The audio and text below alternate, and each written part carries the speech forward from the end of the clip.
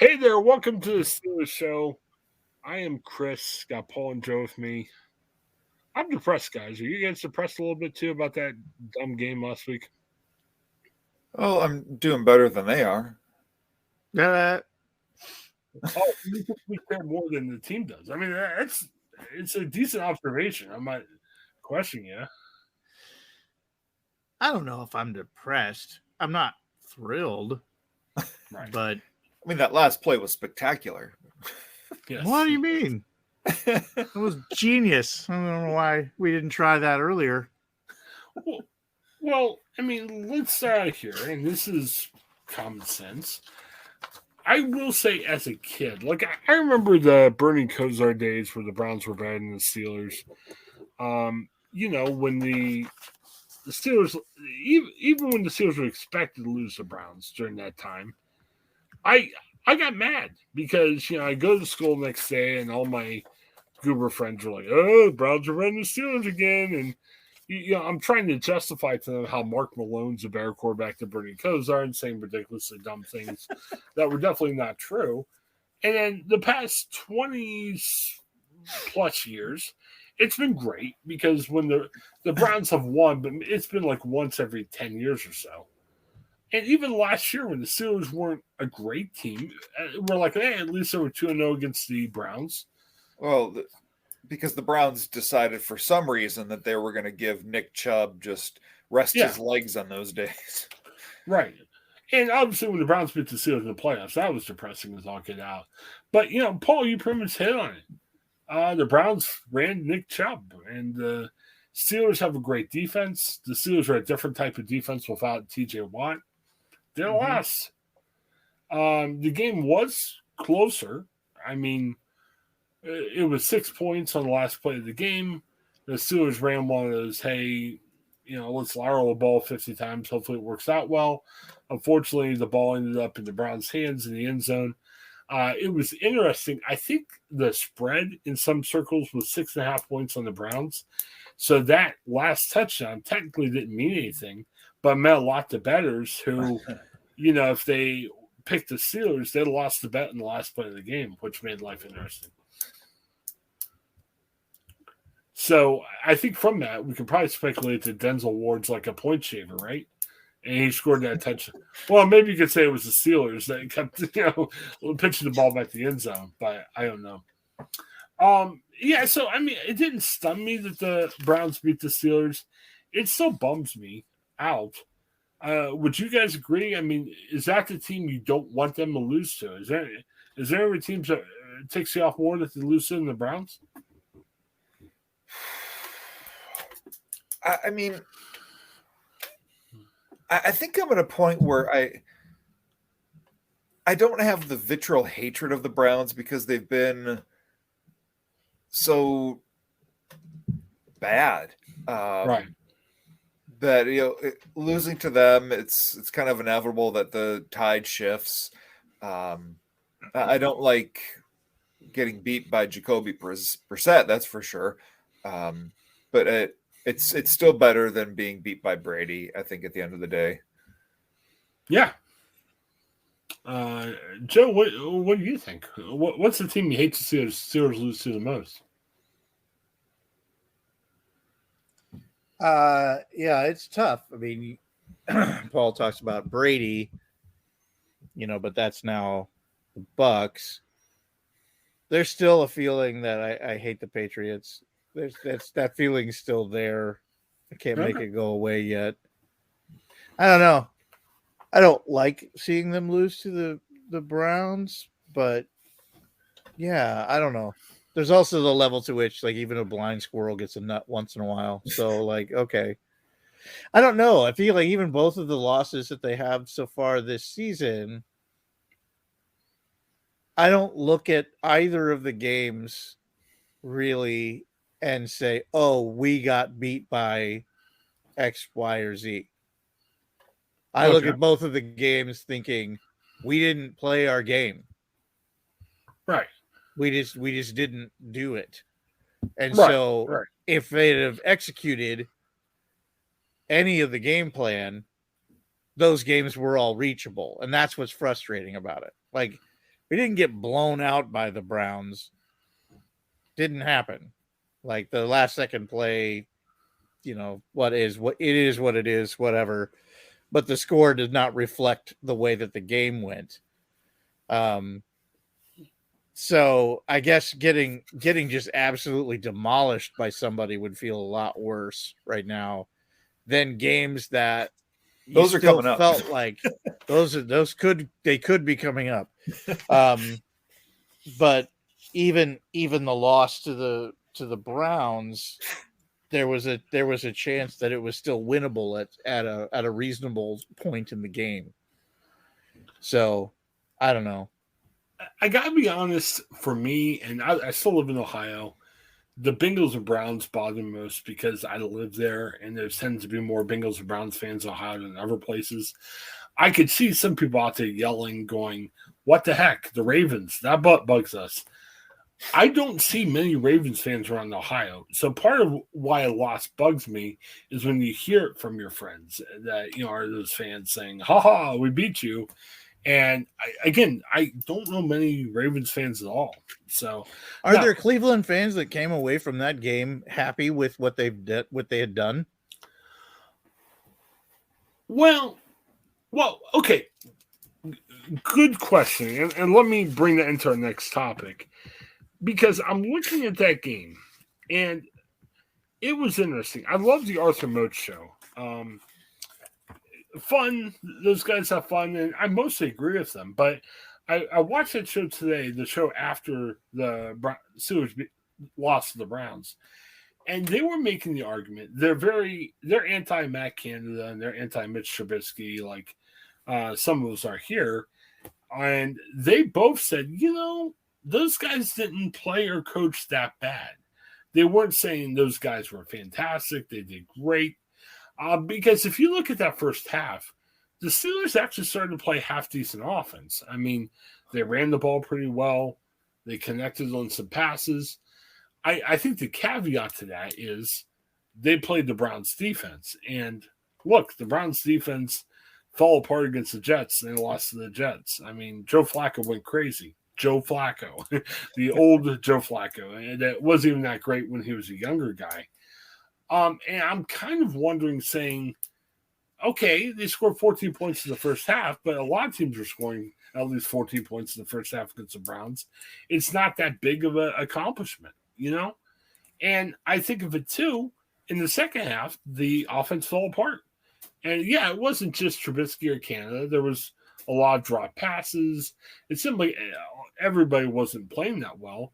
But you can't take moral victories out of scoring 2 touchdowns in the first half against the Cleveland Browns defense. Come on. Agreed. Can't argue with it. Yeah, I don't know what people are thinking just in general. But the fact that the offense actually scored 2 touchdowns, I mean, that's unheard of so far this season. So. But it happened. Right. But I'm sitting here thinking again, like there's been so much said, like as if the Pittsburgh Steelers only went backwards and never actually made any positive offensive plays, and possibly their pants fell down somewhere in the middle of the game. Like they're not inept. They do it. It happens, and it's every time they go hurry up, they go right down the field. And I don't know why there's a point at which you don't do that when that is when you've had success. Like what I don't know what possibly anybody is thinking.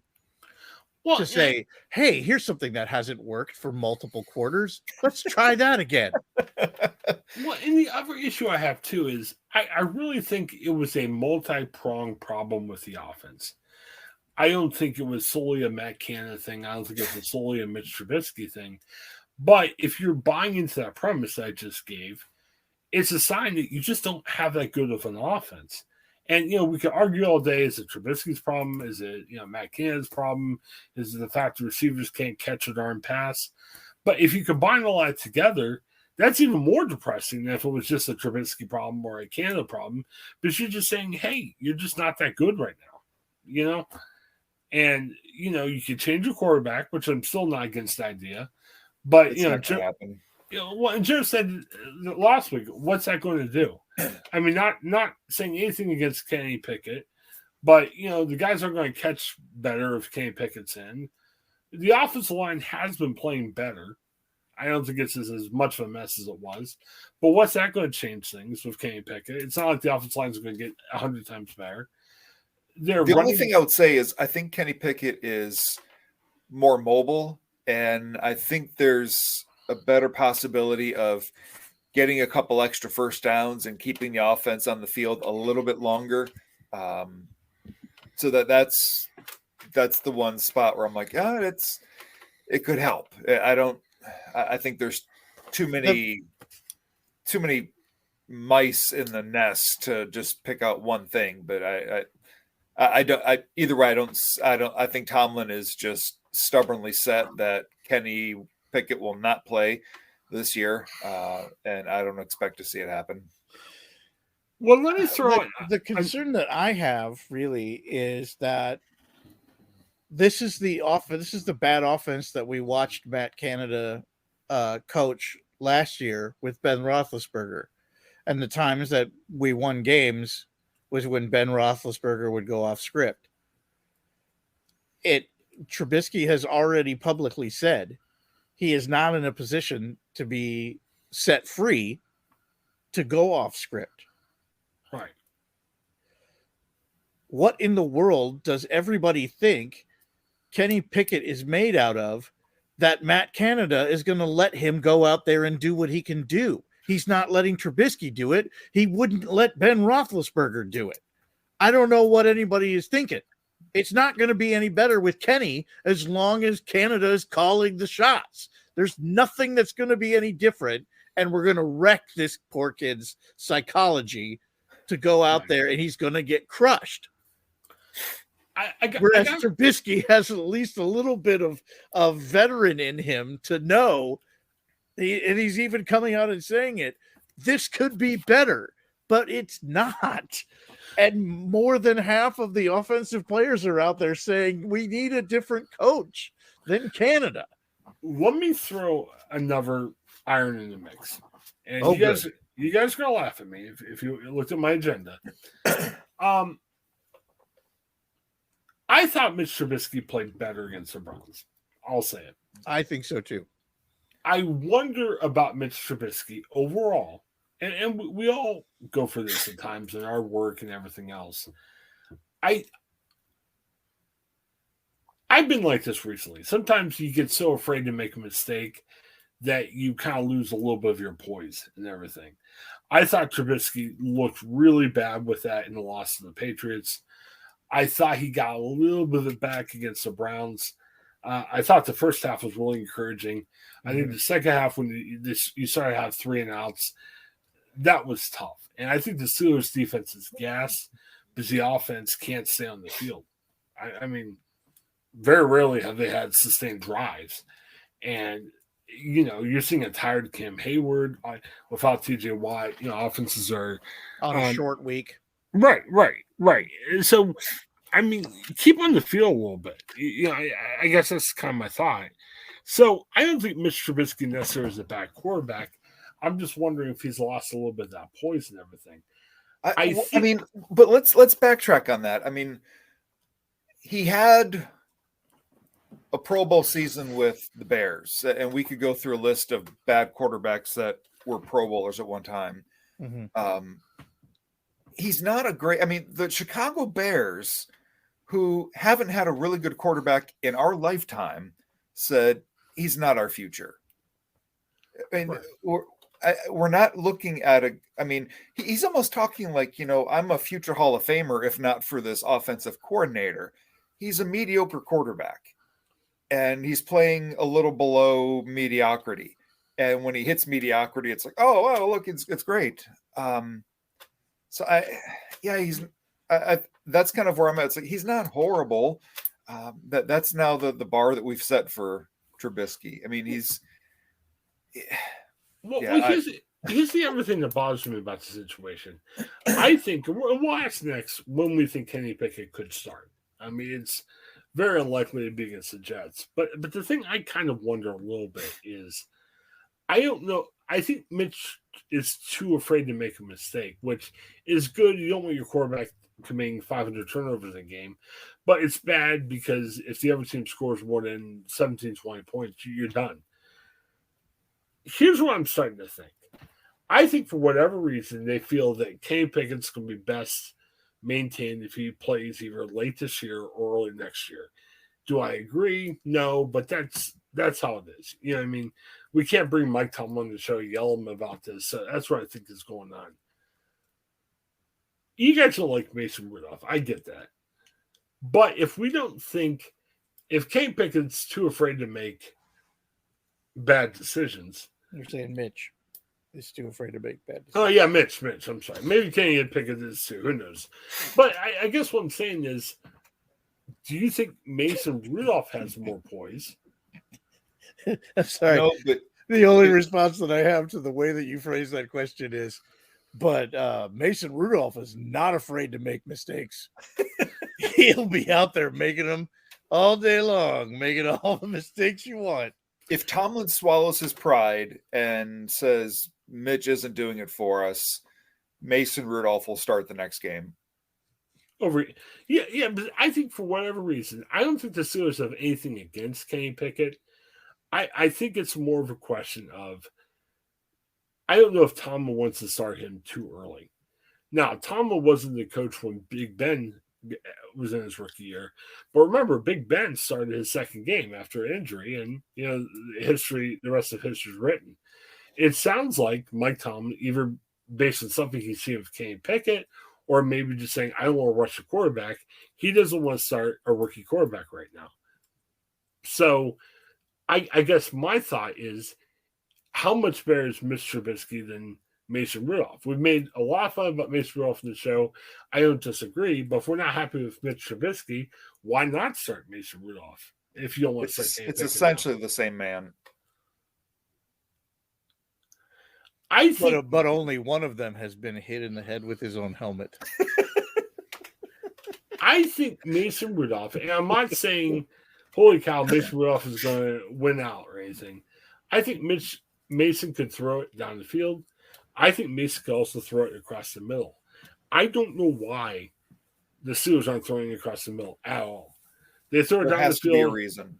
It can't be that Matt Canada is that inept. There has to be a reason they don't trust Mitch to do it.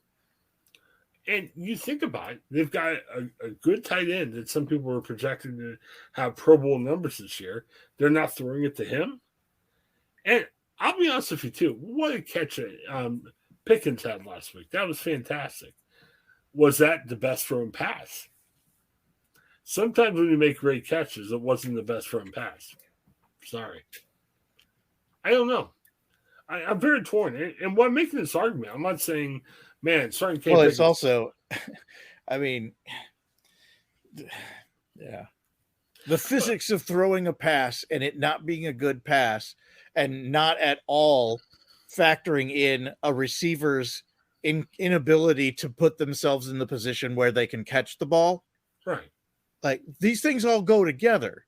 Yeah, because he was not where the ball was going, he had to reach way out over to the side to make a spectacular catch in order to get it. There wasn't any adjustments that he could make in the 3 or 4 steps before that. I don't think that's true. I think it's possible you could run over there to, where the ball is and catch it like a person. Right. I don't know. I feel like all these things go together. Freiermuth was getting some good passes, good catches, and catches over the middle. That was happening for Freiermuth, but he is not connected with Claypool over the middle. He hasn't connected with anybody else going over the middle. The passes that they are calling are the ones that are down the sidelines to DJ or to Pickens. They're doing the handoff to Claypool, which seems to be working okay, and then the very rare occasional across the middle thing for Freiermuth, where he usually has 12 people around him. Right. But every play is going to have options, and I don't feel like Mitch really goes through his options. There has to be times where there's a guy downfield or in the middle. He just goes. I don't disagree with that. I don't disagree with that, other than the potential. And again, it may just be that I've totally decided to just throw Matt Canada directly under that bus, where Blame Canada is now my theme song.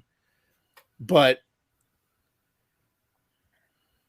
everybody's, and I was noticing it myself during the Patriots game, how often Trubisky was not going through a progression. He would stare somebody down and throw the ball. But who could do something about that? And I'm just throwing this out there. Coaches. It's almost like somebody is paid to come up to the player and say, hey, guess what? You're not going through your progressions. Maybe you should go through your progressions, professional quarterback who has gone through progressions before at some point in his career. I'm just assuming. No, because that's what Chicago beat writers were saying Mitch did. He's doing the same thing here. He doesn't go through options. He finds the one guy and goes. Why are we not putting in anybody else? Right. Now we're back to real questions. Then coaches who get to make decisions like this, then you say, hey, this dude's not doing it.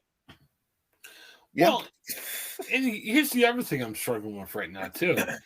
I heard this said, and I'm not a big Colin Cowherd fan, but he said this after a recent Steelers loss, saying, look, here's the problem.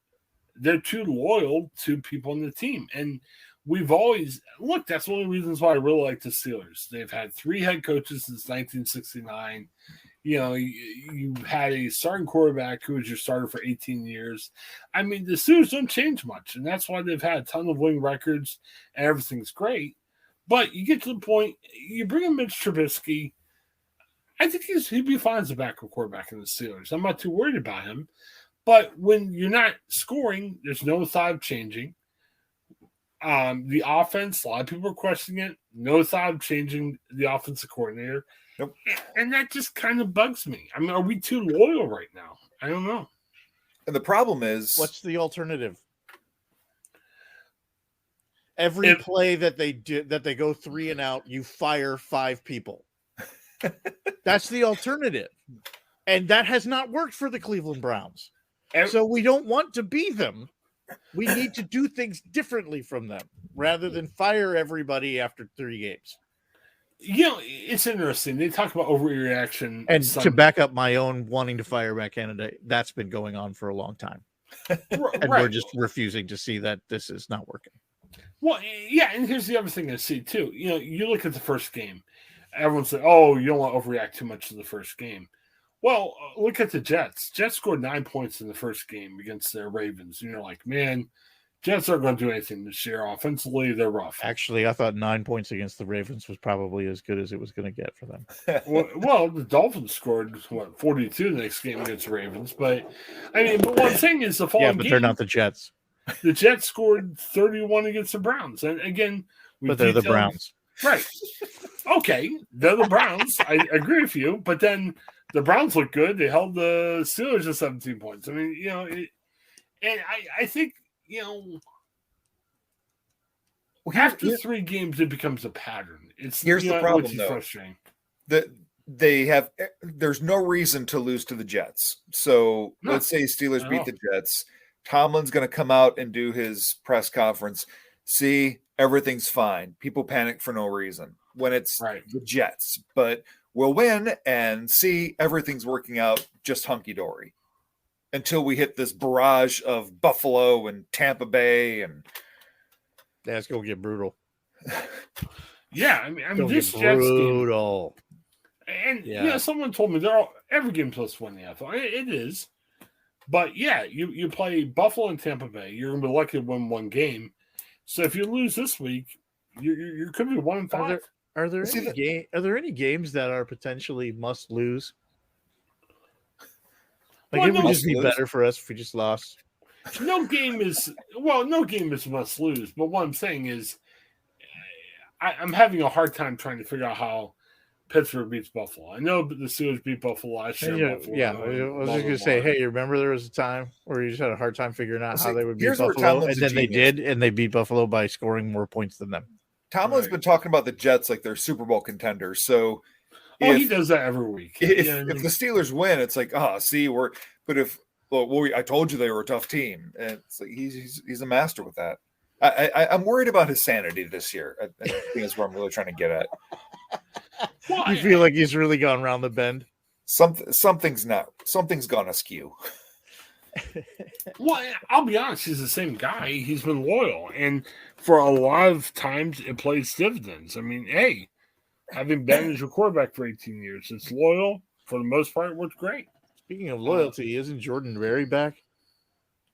Yes, yeah, we're going to talk about that, man. Well, all right, I'm hearing the very message. Loyal. It's very loyal. Keep bringing him back. Yeah, let's go on to the next topic I have. Let's do a prediction because, to be honest with you, unless the season totally changes around, the Steelers start winning games, there's going to come a time where, it's not going to happen before long. Where Kenny Pickett could become your starter. And like I said at the beginning of the year, no matter how well Mitch plays, man, if the Steelers are like 2-4 or 1-5 or 1-6 or whatever it might be, usually teams at that point say, okay, we're going to bring in the rookie. We're going to play him. So let's predict. We don't know how the next couple games are going to go. What week do you think Kenny Pickett's going to start? Joe, what do you think?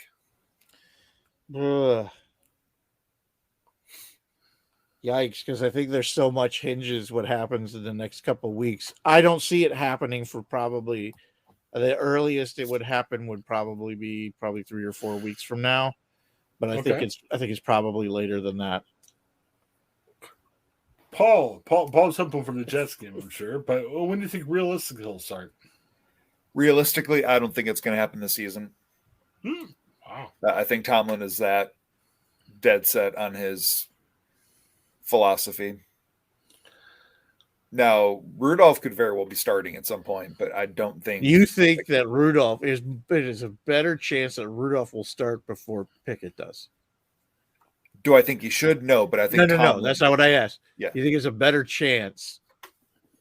Yeah, that's a good question too. That Pickett that Rudolph will start sooner than Pickett would start. Yes. Okay. Yeah, I'm not challenging you on it. I just wanted to clarify.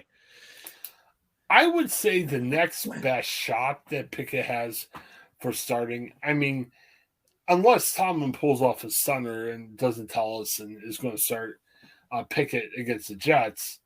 I mean, you play Buffalo and you play Tampa Bay next. I'm not sure if you want to introduce a rookie to that. It's the Buccaneers after Buffalo, but maybe after that. Dolphins. And it's Dolphins, Eagles, and Saints, and then you have the bye week. Dolphins have great offense, but I think you can score in that Dolphins defense. Oof.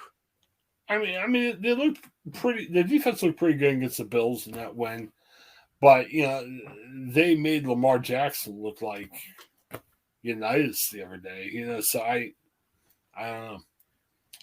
I would say after the Buffalo and Tampa Bay game, because if you think about it, even if they beat the Jets, you're looking at what 2-4. If they lose the Jets 1-5, and then you get to the point, no matter where Mitch is at, you start saying, "Hey, it's time for a change." I don't know. Yeah, I think not only for Mitch, but for this season, that as sad as it is, that this game is a must-win for me. Because looking at the schedule, you could blink and find yourself 1-6 in a fast minute. Yeah.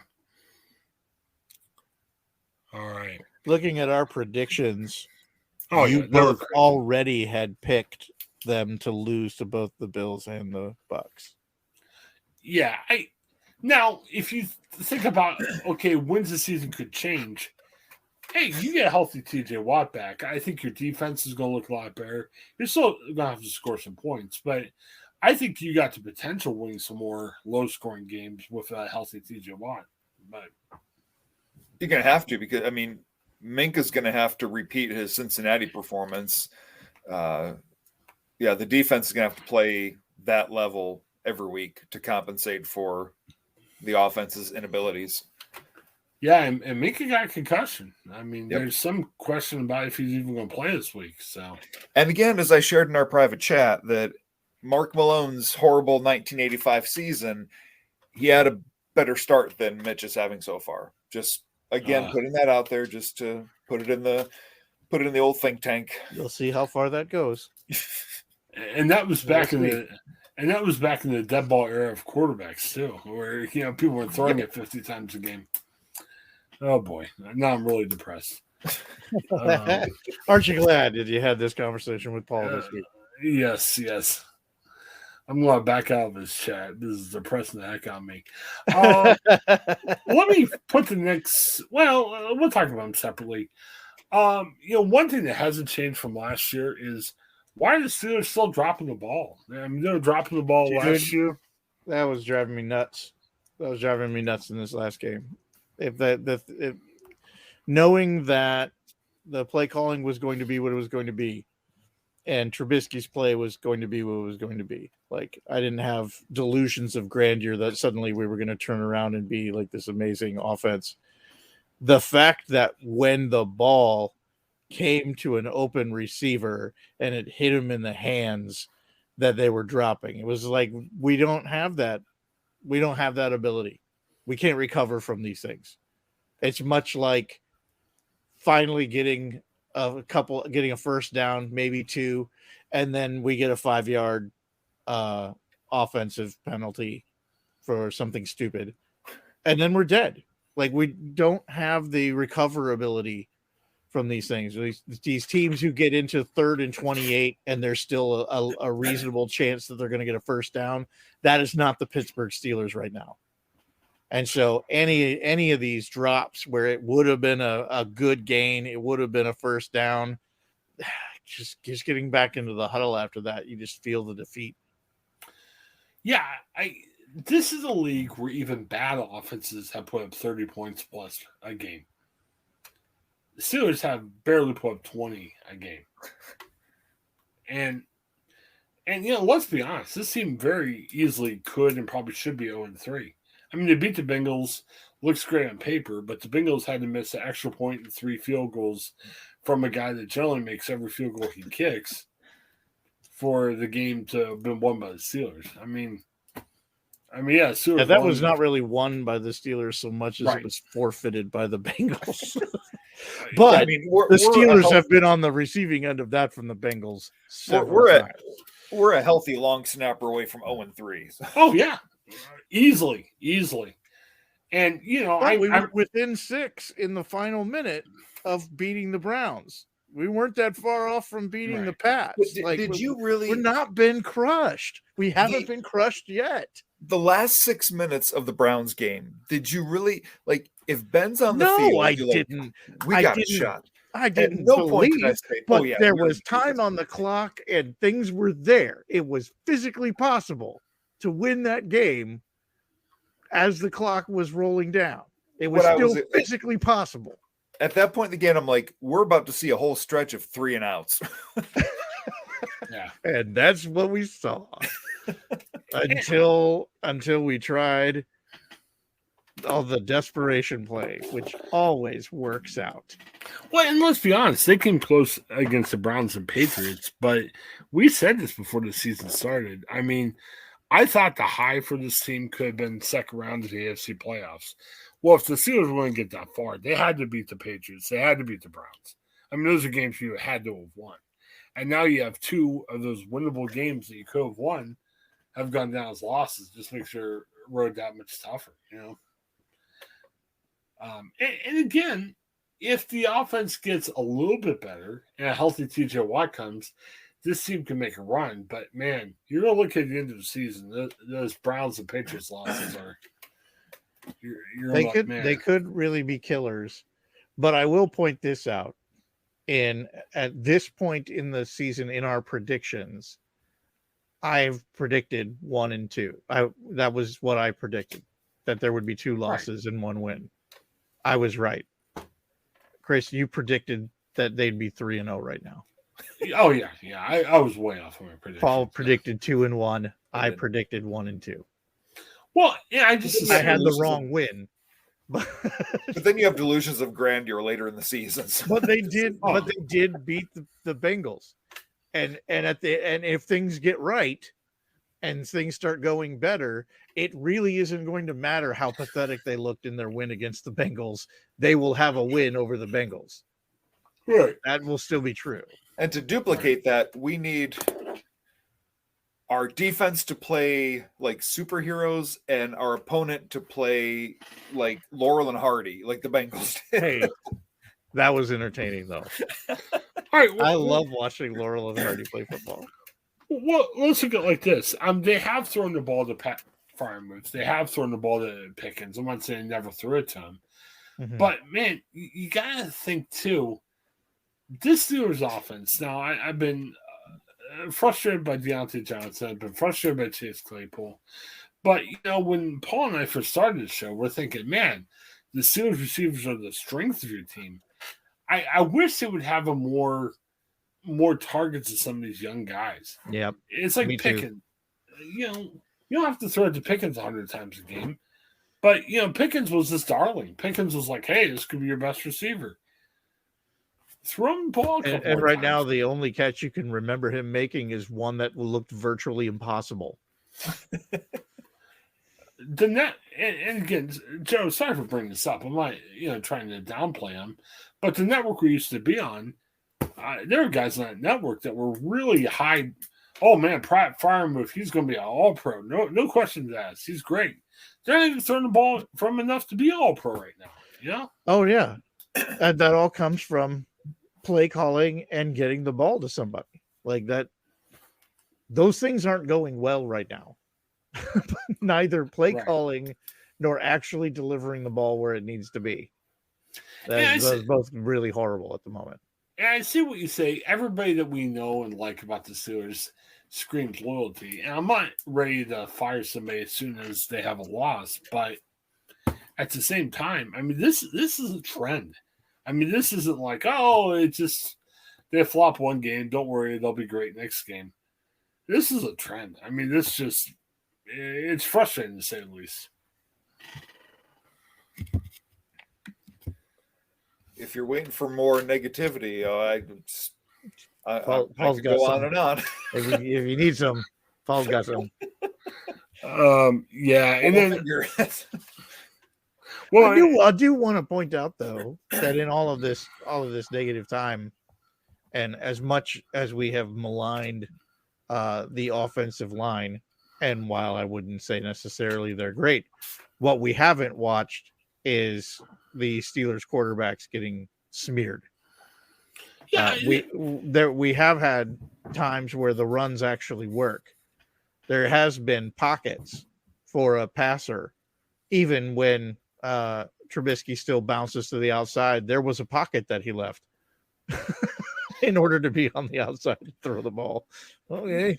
Yeah, the offensive line has played better. I mean, I'm not as opposed to it really hasn't been as horrible as, especially during the Browns games. Like the Browns game, it actually started to look halfway decent. Well, what was bad in the Browns game was their offensive line was manhandling our defensive line. Yes, that was scary. That was odd. Well, I mean, the Browns Can that stop happening, please? The Browns have a pretty good offensive line. I mean, the issues the Browns have had was they didn't run the ball. I mean, we're ripping the Steelers play calling. The Browns didn't want to run the ball at all, which made life a little bit difficult. They did against everybody else. They just didn't do it against Pittsburgh, and I don't understand why. It's like, did you just forget who you were and what was successful about your team? They used to run the set up to pass, like they haven't done before. They did that the year they beat the Steelers in the playoffs. Mm-hmm. If they run the ball, they're going to be a thorn in the Steelers' sides for a long time to come. They just, for some reason, last year they forgot the fact, hey, you run the ball, you set up the pass, you can play. You have a guy named Nick Chubb who's pretty decent. Right. I've heard of him. I think it's the Browns have heard of him because even on great games for Nick Chubb, he runs it 15 times a game. I'm like, I know you don't want to wear the poor guy out, but man. I'm still not convinced there wasn't a conspiracy to make Mayfield look like an idiot last year. I have a hard time believing that wasn't what was happening. Honestly, we're going to throw this game just to make Baker look bad. Right. I wouldn't be surprised because they were just like, Baker Mayfield, he's hardly assaulted anybody. And if only we could find somebody who has assaulted more people than any other quarterback in the league, then maybe, just maybe, we could get suspended for most of a season. Hey, I want to bring this up real quick. I mean, I think we should address it. Myles Garrett was involved in a really serious car crash the other day. I mean, he flipped his Porsche a bunch of times. And as of Wednesday, when we're taping this, everything's okay.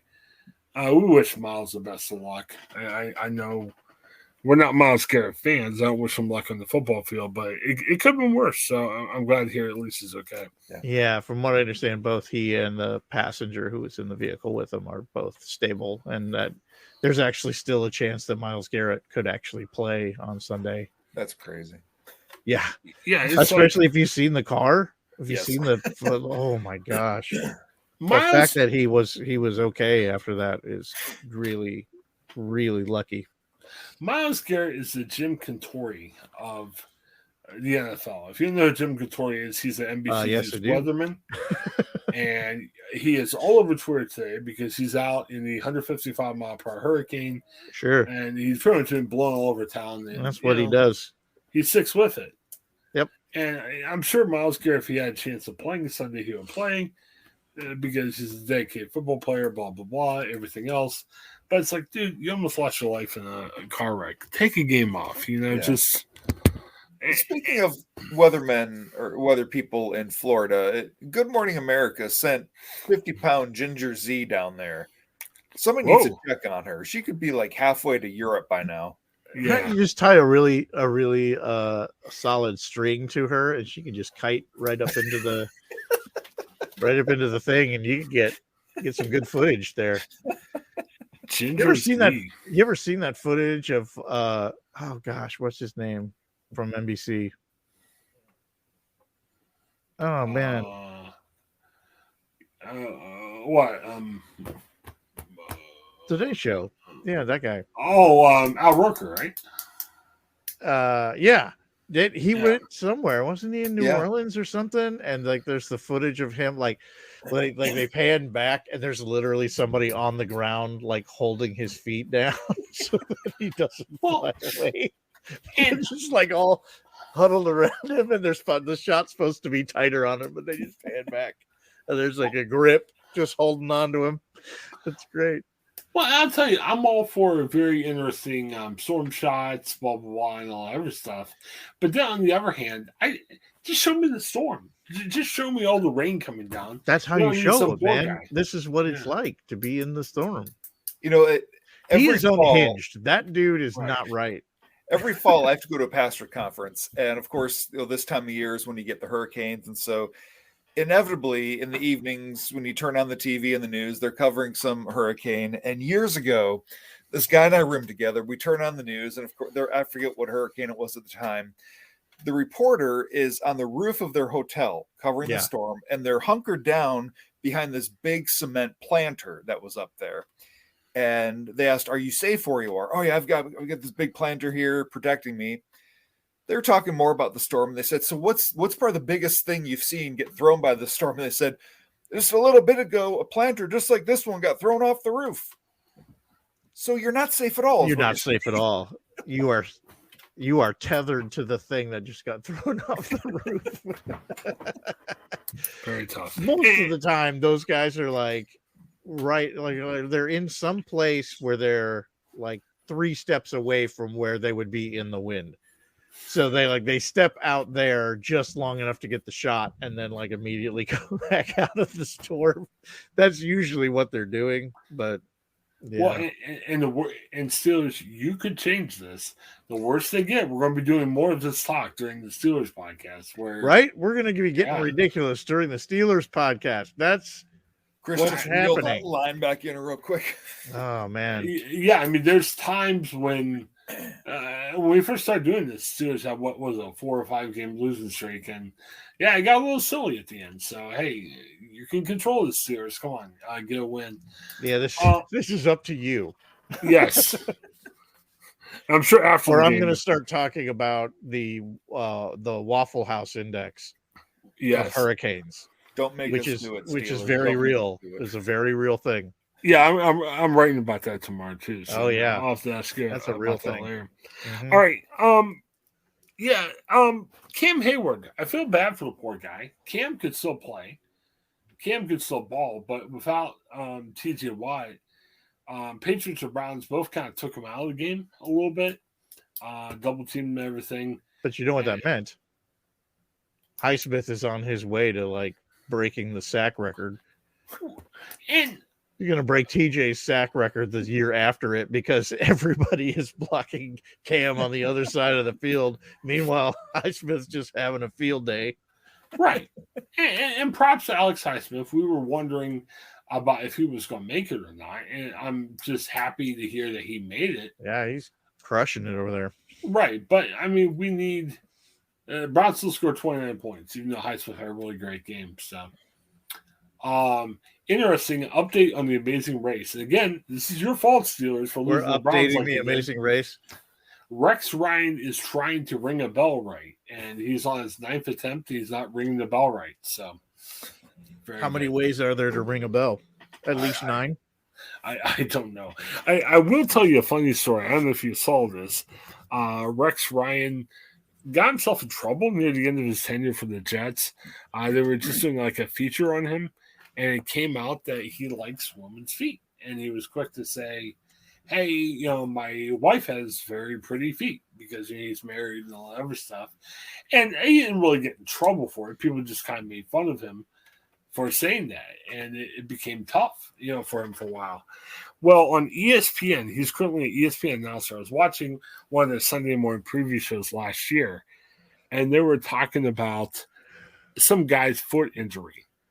And then they go to Rex Ryan. They're like, well, hey, Rex, what do you have to say about that? And Rex is like, hey, you don't want to get me started in feet, do you? And Really don't. Really do not. Every host just was rolling on the floor laughing. They Please, had to go please to commercial. So I like that. I mean, hey, if you're self-deprecating, I'm your fan. So I'm actually kind of getting into Rex Ryan. While we're giving updates, if you're in the Newark, Ohio area, October the 9th, Olivia Claggett will be playing her harp alongside of Rick Black on the organ at Second Presbyterian Church. So cost is free. It's open to the public. So go out and see Commissioner Rick Black. It was Oh, my great. word. You're like obsessed. Someone I admire on Twitter, my company had a social media conference in Orlando, so I was following the updates. I hadn't joined the company yet, and one of the tweets was talking about, hey, your podcast has to find its identity. That's how you can make your podcast better.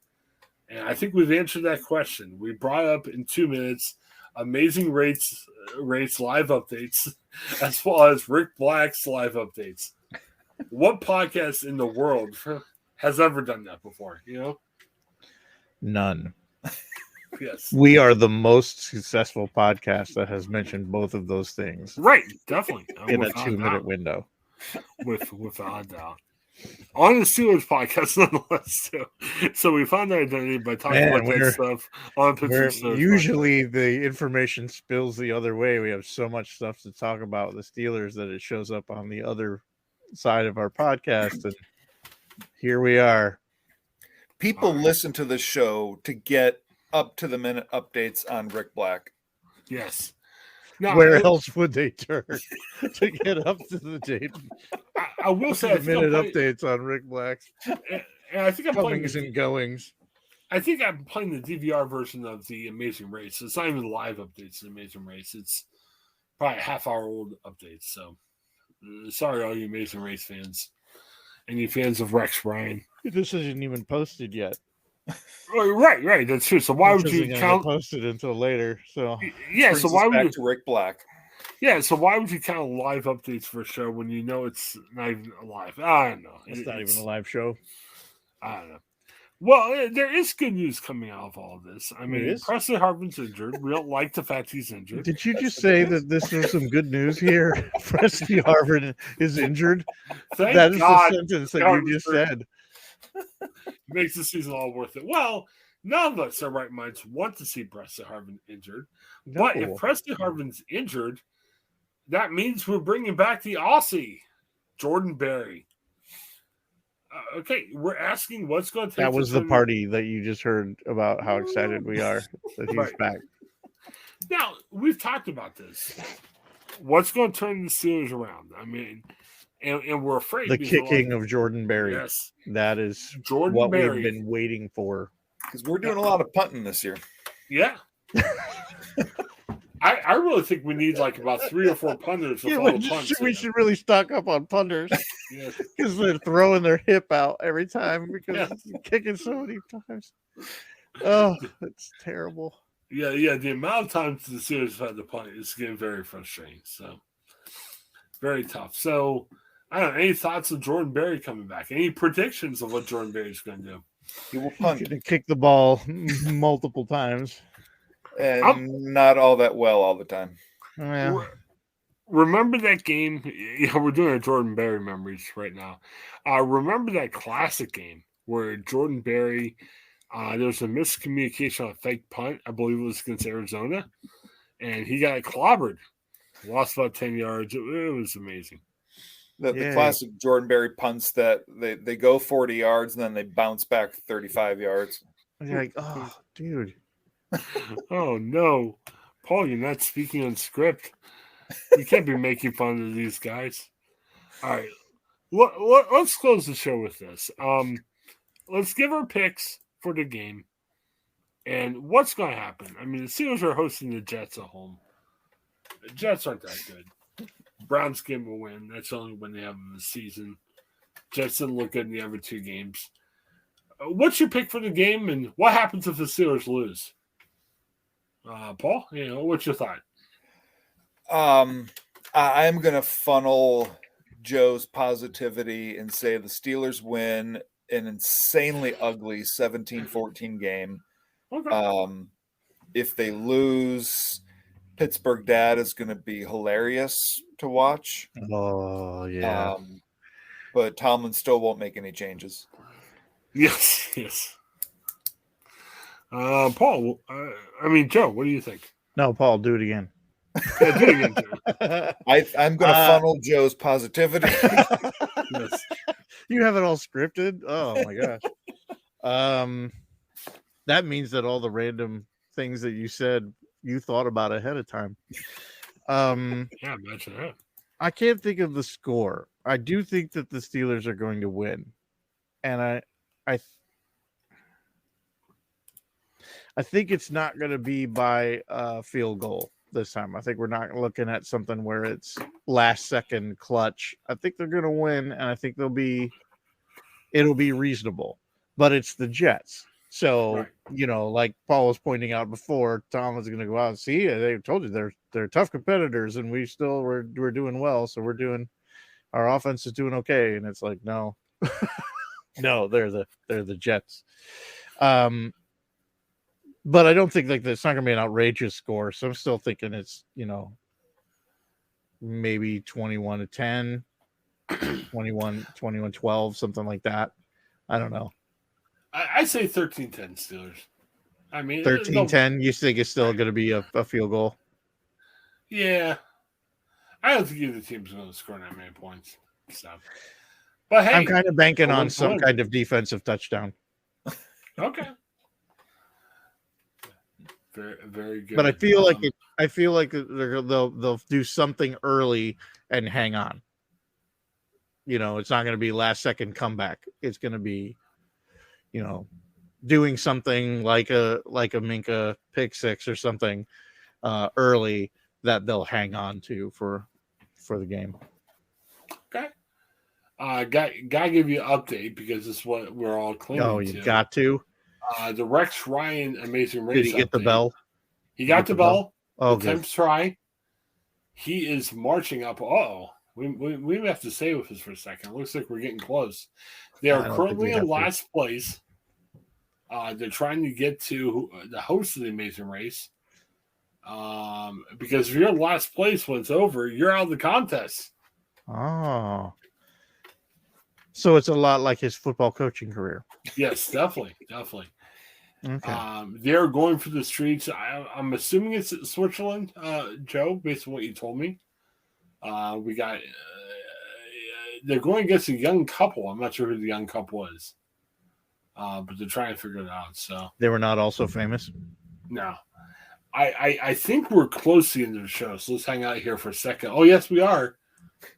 Coming up the stairs. They're not showing. Oh no, it's the young couple. Rex Ryan has been eliminated from the Amazing Race. Oh, you heard it here, fifth. Yes, you're here fifth. You heard it here eventually. Oh no! Oh, there's two young couples before Rex Ryan. I guess he was in the contest with his golfing buddy. So apparently, a lot more chances to play golf now together. So kind of tough. In Europe, no less. Yeah. Well, what do you think about the Switzerland golf courses, Paul? Have you heard anything good about it? You could have told me they have no golf courses. I would have believed you. So again, Steelers, you did this to us. We wouldn't be talking about Mason Race updates if you had any chance. So we're waiting on Rex Ryan. He is still running the course. They're congratulating the young couples that made the next leg of the race. Man, poor how long ago do you think they filmed this? Oh, it's probably 10 years ago. I've heard they put the Amazing Race in the can. Yeah, we're really here with the spoilers then, aren't we? Rex Ryan is coming up with his golf buddy, and they're telling him the bad news.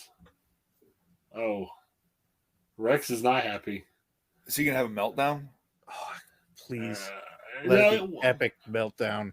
He's just nodding, like, okay, I understand. Probably like the day he got fired from the Jets. He's just like, I understand. That makes sense. Oh, well.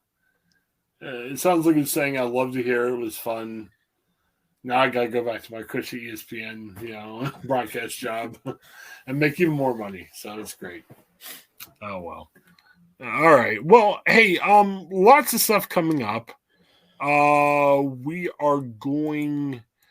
earlier tonight, we did our Excited show. We talked about all kinds of goofy stories. Check that out.